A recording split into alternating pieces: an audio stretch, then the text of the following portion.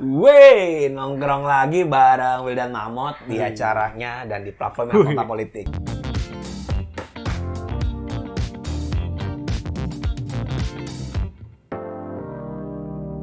Kita kedatangan orang hebat banget. Tokoh fenomenal. Ya, siap. Lebih keren daripada Lisa Blackpink. Lebih gaul daripada VBTS. Siapakah dia? Lo kenalin dong. Lu perkenalkan diri dong. Lo siapa sih? Gue siapa ya?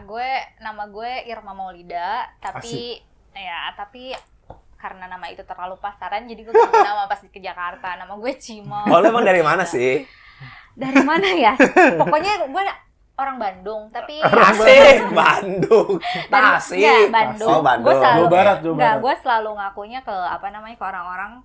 Kalau misalnya gue dari Bandung, tapi 3 jam dari Bandung. Oh, 3 jam. Jauh juga ya. Tasikmalaya gitu. Jadi gue itu sudah bekerja di perusahaan Korea sih, maksudnya di lembaga pemerintah Korea selama ini gitu. Dulu tapi lo S1-nya apa? Di mana sih? Gue S1-nya di UI, jurusan Bahasa dan Kebudayaan Korea. Wih. S2-nya? S2-nya di UI juga. Wih, mantap. Kalah lo gue. Anak Gue kalah lo. UI. Gue belum S2 lo. Ya itu wajar sih. Ini kita obrolan S2 aja, kita ngobrol berdua aja. Iya, gue tinggalin. Ini gue jadi kayak cameo dari tadi. Oh iya, cameo aja. Anjir. Nah jadi, nih si Cimot ini keren banget. Dia lulusan Korea dan dia inline dan Iya, inline banget. perusahaan Korea gitu Di kan. lembaga pemerintahan nih jatuhnya. Lembaga Emang pemerintahan. tugas lo ngapain sih di situ? Gue itu kerja di Korea Tourism Organization, which is di Indonesia itu under Embassy of Republic of Korea. Jadi kerjaan gue itu seru banget sih, maksudnya Asik, seru banget. Banyak serunya karena gue memang di departemen tourismnya. Jadi gue mempromosikan Korea Utara. Habis lo ngomong Korea doang. Iya, kan kita nggak Kan tahu. kita nggak tahu Korea Utara apa Selatan. Ya, karena di otak gue kalau ngomong Korea tuh udah pasti otomatis Korea Selatan gitu kan. Oke. Ya, Korea Selatan mempromosikan wisatanya ke orang-orang Indonesia supaya banyak orang Indonesia ke sana. Itu kerjaan gue. Emang tanpa dipromosi sih orang Indonesia udah mau Udah kesana mau nggak sih? kesana. Udah mau sana sih memang, cuman ya tetap aja kita kan harus tetap menjaga eksistensi gitu kan. Campaign terus biar orang Indonesia tuh semakin wah ini ya bener ada Korea. Mau kesini. Antek gitu. Korea, men. Iya. Antek Korea Anda berarti. Iya. Antek Korea biar Anteknya BTS. K-popers. K-popers.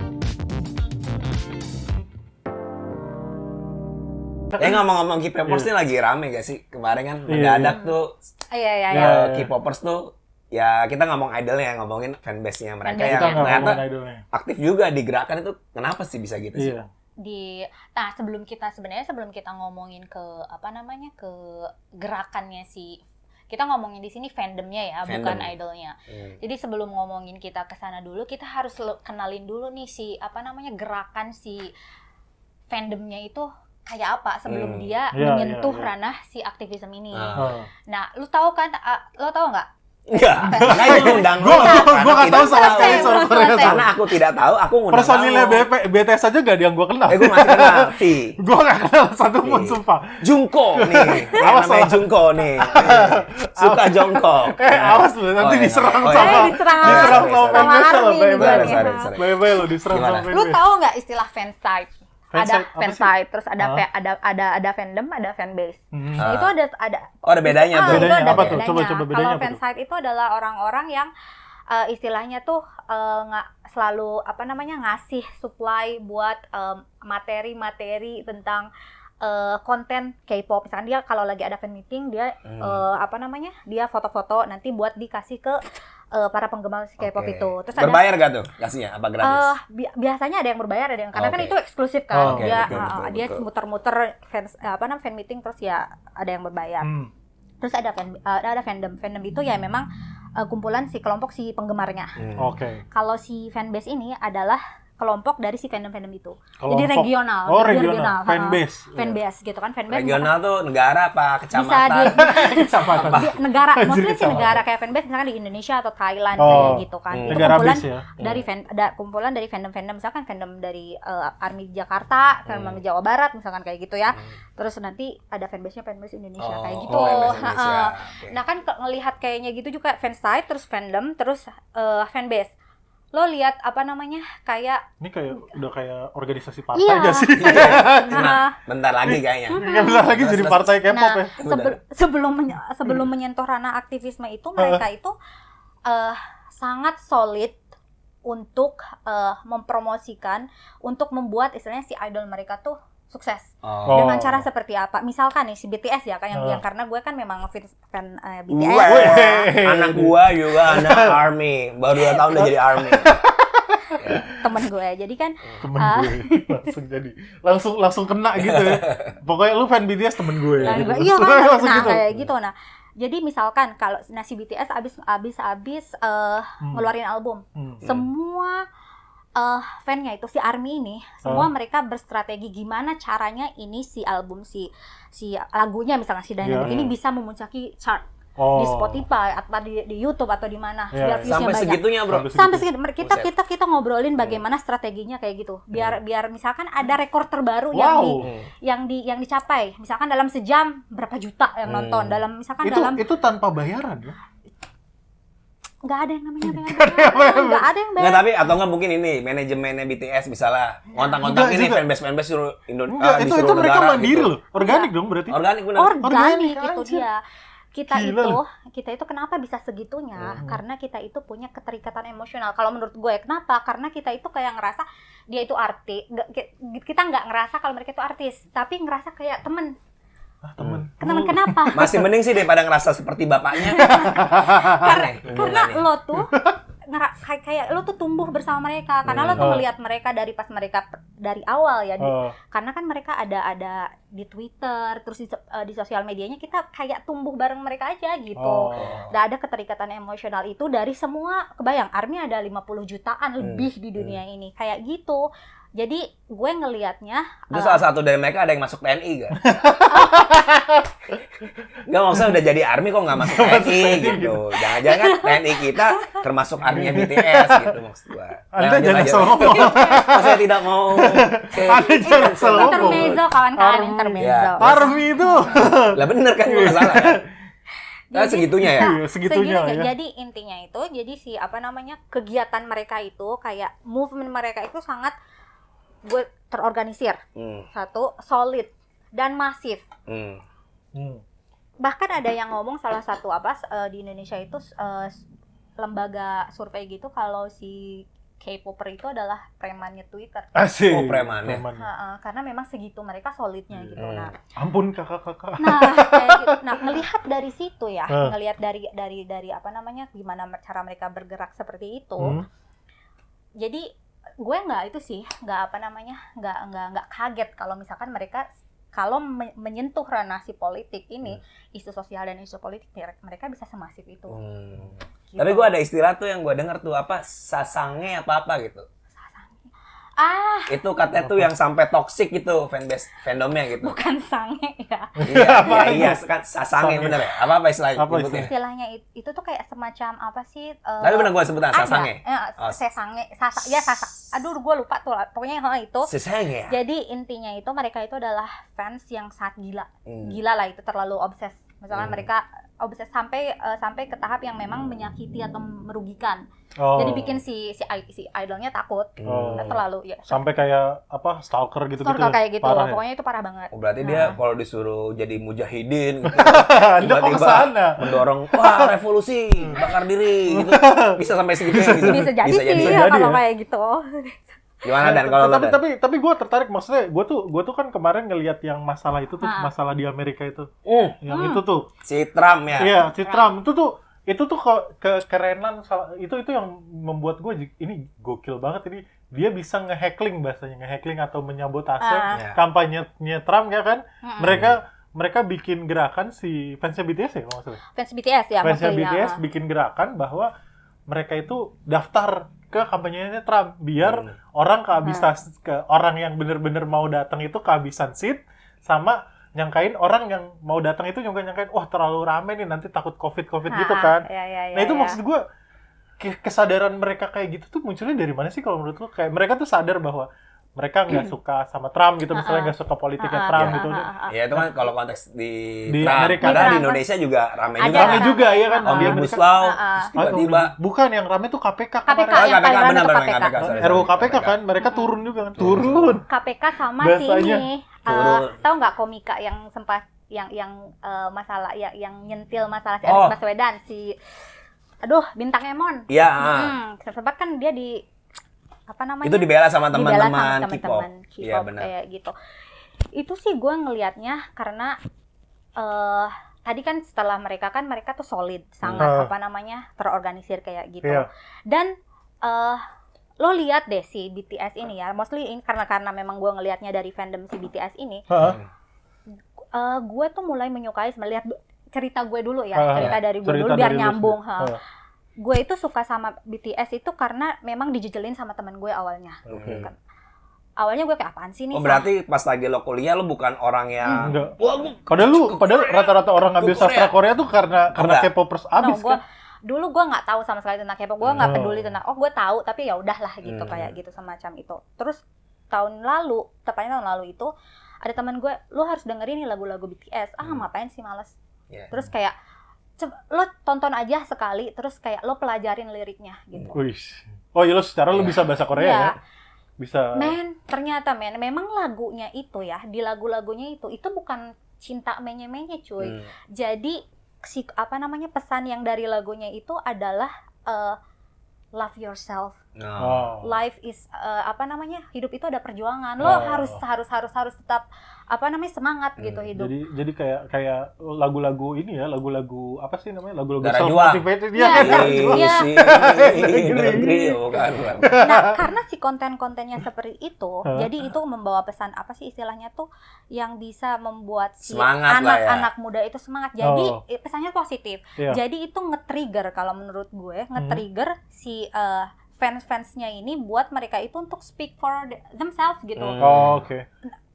Karena kan fans-fansnya itu masih generasi Y atau generasi Z lah yang melek sama teknologi. Betul. Dan dia yang sedang peka-pekanya terhadap isu sosial dan kritis terhadap isu sosial gitu.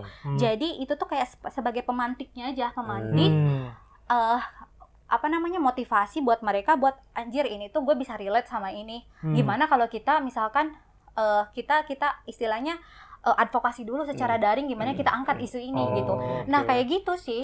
Jadi gitu yang ya? kemarin juga yang di US kayak gitu, ada mungkin sekelompok orang yang ngerasa kalau mereka punya value yang sama tentang si Trump ini, pemikiran opini yang sama, terus mereka angkat itu ke di sosial media. Kan sosial media itu senjatanya mereka kan. Tapi maksudnya si orang-orang itu berarti mereka adalah fanbase-nya atau fandomnya si mereka adalah K-pop itu kan? bagian dari si fandom si K-pop Jadi itu. jadi sebenarnya gue bisa Nggak bilang semua ARMY kayak gitu, tapi ada Iya. ada orang-orang yang bagian dari ARMY memang kayak gitu. Terus mereka nge-trigger ngangkat itu terus terresonansi sama army-army yang karena lain kan gitu. gue juga ngerasa satu opini nih sama lo, Ya, ya udah makanya kita jadi ngelakuin saling itu. bantu gitu. Karena pokoknya Twitter, TikTok, terus tuh ada Instagram, semualah you name it itu semua platform itu adalah senjatanya kita semua. Oke. Tapi sebenarnya kalau dari idolnya itu sekritis itu gak sih? Iya, itu gue baru pengen nanya itu. Maksudnya apakah akhirnya mereka juga Karena kan punya apa mereka yang nyuruh ya, gitu kan? Kayak kemarin kan BTS tuh sempet rame gara-gara dukung Black Black Lives Lives Matter, Matter, betul.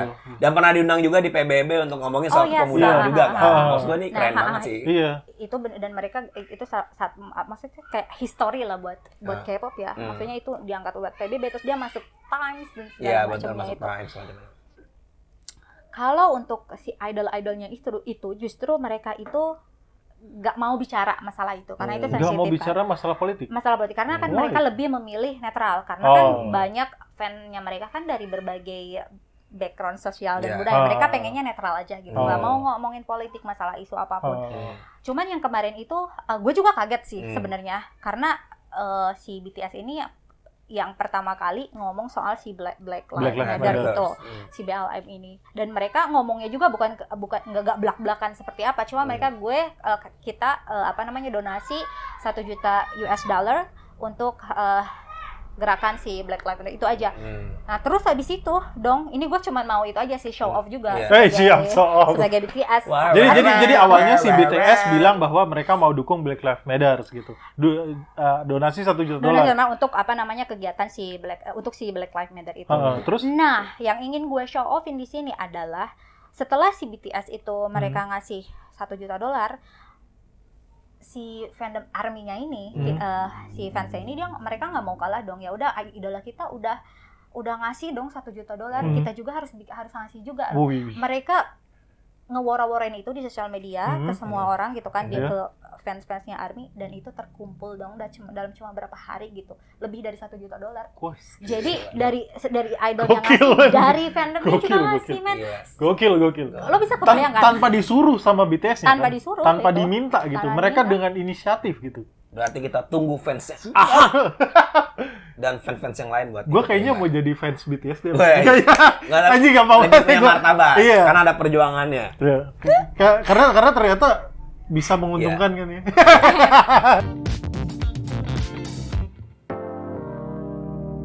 Menariknya sih dari yang gue baca gitu motifnya. Jadi kan ini tuh kultur K-pop ini tuh keren banget sebenarnya. Dia kan ikut ombak, salah satunya kenapa mereka bisa jadi keren adalah mereka benar-benar bisa jadi lawan tanding kebudayaan westernisasi sebenarnya.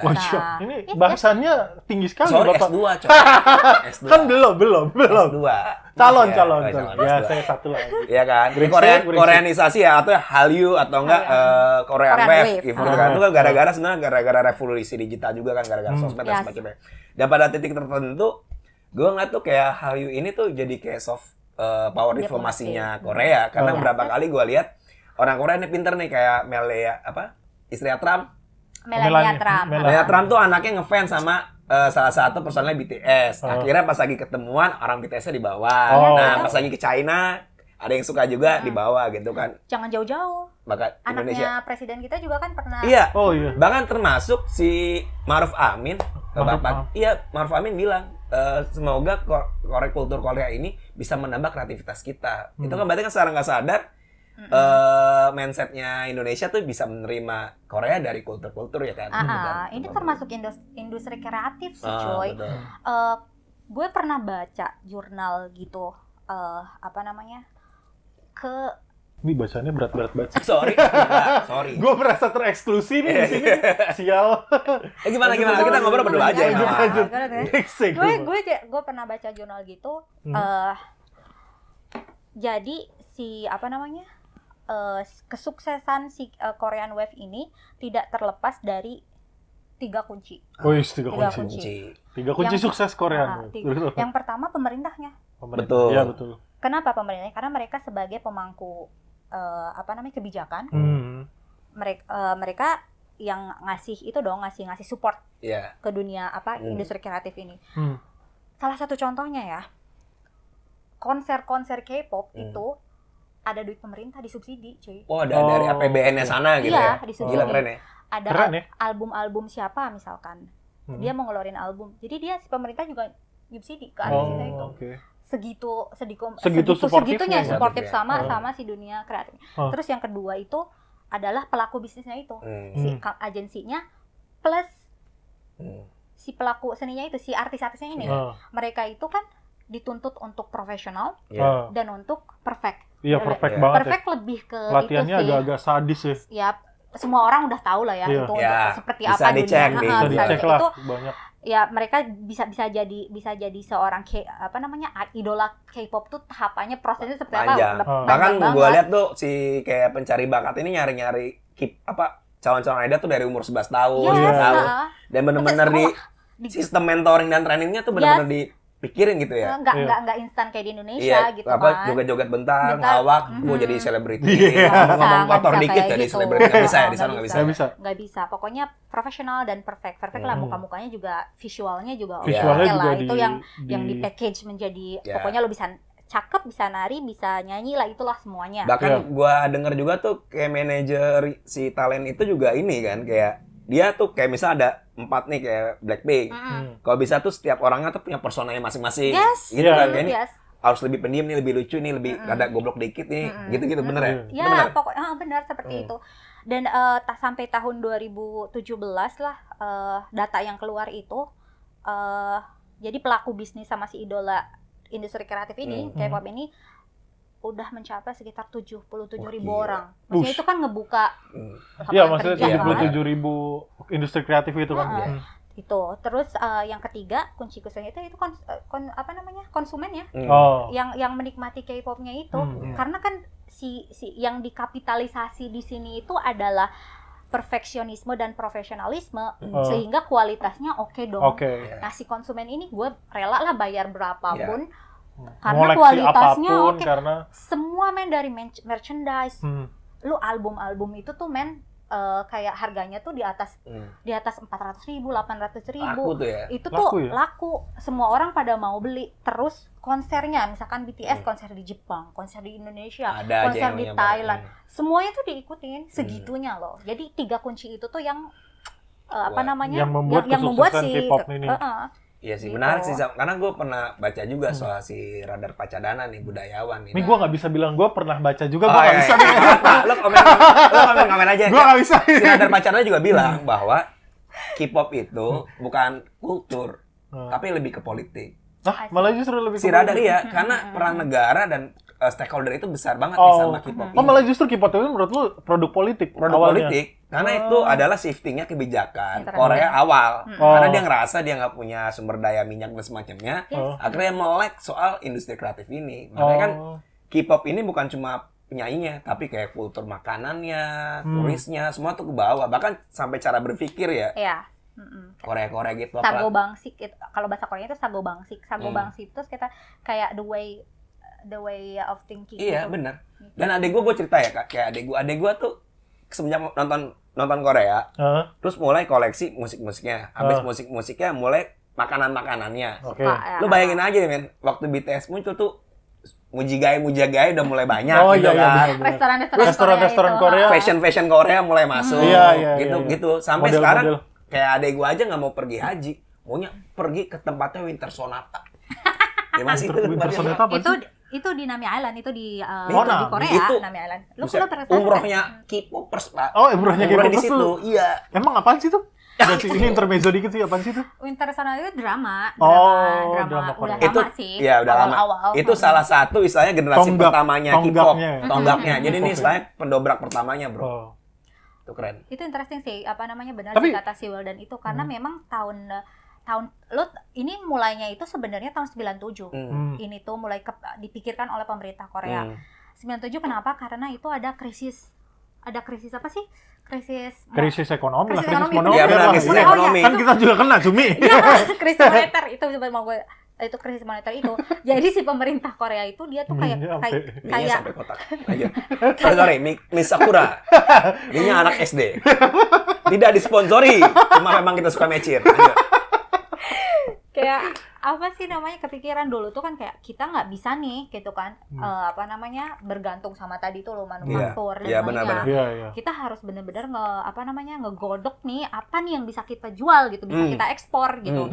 Nah, si K-pop ini salah satunya kenapa dia sukses itu karena landasan utamanya itu adalah dia itu harus dijadikan sesuatu yang bisa diekspor. Itu. Jadi dia dikapitalisasi lah. Logikanya kapital gitu. Jadi logikanya tuh di awal dibentuk tuh emang marketnya tuh harus luas gitu kan. Nggak bisa cuma dengan resource sumber daya mereka yang terbatas. Tapi gue suka sih premis lo bahwa akhirnya dia tuh produk politik dan akhirnya sekarang bisa jadi alat politik. Alat politik dalam pertumbuhan ekonomi, karena lu bayangin deh dari K-popers ini ya. Dari kultur K-pop yang mengenai kita itu nggak cuma industri kreatifnya doang lah, artinya ide. Tapi gara-gara mereka manufakturnya Korea juga tumbuh. Iya. Manufaktur Korea. Lu bikin baju apa, tapi juga kagak di Korea bikinnya di tempat lain sama brand aja. Sekarang itu di masa pandemi ini ya. Juga mau show off juga sih karena salah satu. Aku mau makan Misakura, bukan buatan Korea. bukan. Kan sekarang ekonomi semua negara kena ya dampaknya gitu kan. Nah, sekarang itu salah satu donatur lah istilahnya tuh terbesar ke ekonomi Korea itu adalah si BTS ini. Berarti Benar-benar gerakin ekonomi ya. Iya, merchandise-nya, albumnya, kemudian apa sih kan mereka ngadain itu tuh online virtual konser. Virtual konser gitu ya. Itu semua jalan tetap.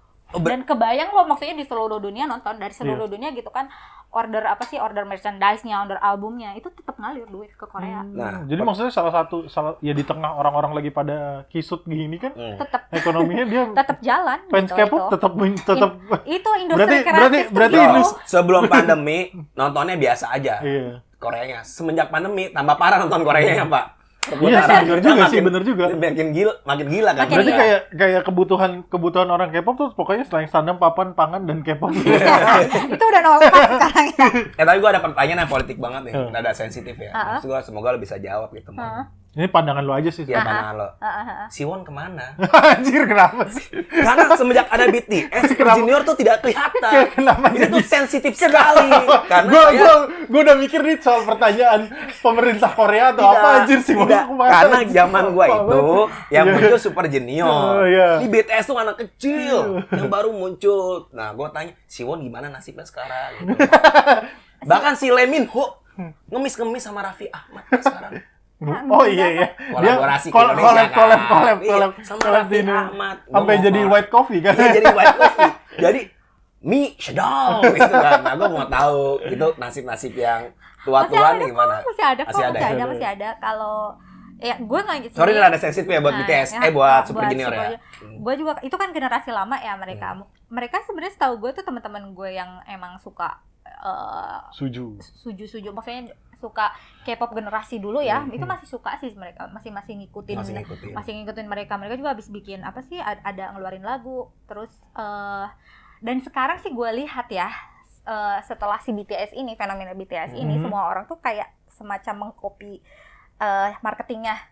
Caranya si BTS itu ya. Awal-awal yang memang yang heboh di Twitter kan memang BTS ya. Sekarang semuanya nge-grab misalkan Twitter, masuk ke Twitter atau misalkan masuk ke TikTok buat nge-grab pasar-pasar misalkan di Indonesia. Kayak gitu terus ada yang belajar bahasa Indonesia lah gitu kan. Pokoknya jadi, sekarang lebih tapi jadi enggak jangan ke sana. Berarti gue mikir gini, kalau orang Korea, aku tidak laku ke Indonesia saja. Gitu enggak bisa dibilang gitu kan. Karena fanbase-nya lebih gila di sini kan sebenarnya kan. Sebenarnya ya kalau misalkan dibandingin sama Amerika tuh baru. Kita lebih mereka lama kan. Iya, baru. Iyalah zaman-zamannya My Girlfriend of Gumiho. Gue nonton tuh Dubidu Rafet. Ya gue mau balikin lagi ke pertanyaan politik coy, tapi maksudnya kalau di ini enggak, tapi Siwon belum dijawab, berarti bodoh sekarang. Dia ada. Ya ada. Namanya sekarang udah punya nama Indonesia, namanya Mas Agung. Mas Agung. Seriusan dipanggil sama anak-anak orang Indonesia tuh namanya Mas Agung. Tapi ini terakhir maksud gue kalau di Koreanya sendiri movementnya si fanbase itu dia masuk ranah politik nggak sih akhirnya? Kan yang tadi contoh kan kita kan di Korea yang tadi kurang demokratis sebenarnya kalau bisa kita bilang. Karena maksudnya mereka memilih untuk tidak demokratis untuk pembangunan ekonomi bisa positif bisa negatif. Soalnya banyak kan contohnya yang fanbase masuk ke politik itu kan kayak di Indonesia, di mana lagi di Amerika kan. Dia ada lagi di mana di Bangladesh. Ada di beberapa negara lain tapi di Koreanya sendiri. Ntar dulu gue nanya serius nih, tega banget lu. Iya, terus. Kalau setahu gue sih untuk di Koreanya untuk misalkan movement politisi si fandom itu belum ada, malah nggak ada di sana. Malah karena kan tadi udah gue bilang kalau si idol di Korea itu memang mereka memilih untuk netral. Jadi di Koreanya juga sensitif untuk bicara tentang politik atau isu-isu politik. Malah fandom yang di luarnya yang justru lebih yang di luar Koreanya sendiri sebenarnya yang movement yang ada yang menyentuh isu-isu politik kayak gitu. Menarik ya. Tapi gue senengnya tuh sama Korea semenjak ada K-pop ya, di luar positif dan negatifnya. Kekuatan anak muda tuh diperhitungkan banget, Pak, di Korea karena jadi benar-benar jadi mesin ekonomi gitu kan. Anak-anak muda kan BTS itu under 30 tahun bukan sih? Iya, mereka masih ya ampun masih bocah dia. Kan? Under 30 tahun BTW lu kan baru jadi itulah hebatnya. Jadi kalau di Korea itu anak mudanya berkreasi, di Indonesia menonton. Kan kita negara pasar. Enggak, tapi gue yakin bisa lah.